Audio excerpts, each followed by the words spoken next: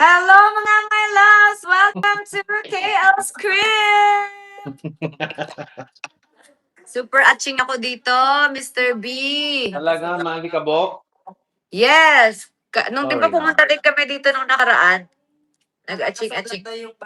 Nag-vacuum ako ng konti dito sa baba, medyo nagbawas. Sorry naman. Sabi ko facilitator lang tayo dito. May limit kasi yung pagva-vacuum ko, 10 minutes lang. Tapos ubos na battery. Charge ulit. Kape muna. Charge. Facilitator nga, di ba? Taga-check nga ako sa kanila. Meron ako dyan. Meron ba? Check mo sa studio. Baka meron. Wag na, Chris. Na-atching ako.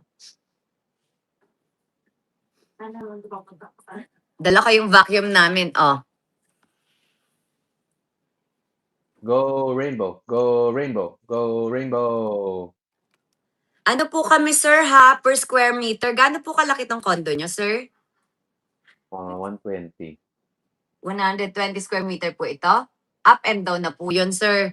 So, yung computation po namin, sir, depende po kung gaano po kalaki yung condo nyo, ha? Sure. Okay. Magkano per square meter? Ha?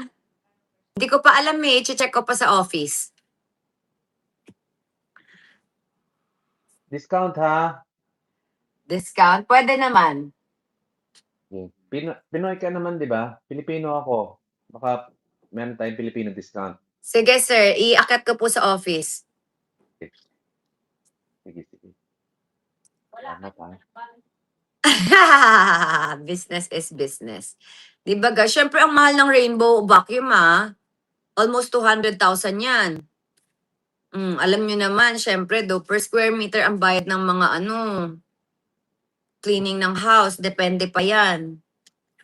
Ate, padala na rin kay Francis yung panglinis ng ng mga unan. Sir, papalinis nyo din po ba yung mga unan? Sana po.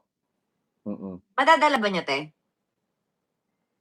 Pag tumawag na siya sa atin. Pag tumawag.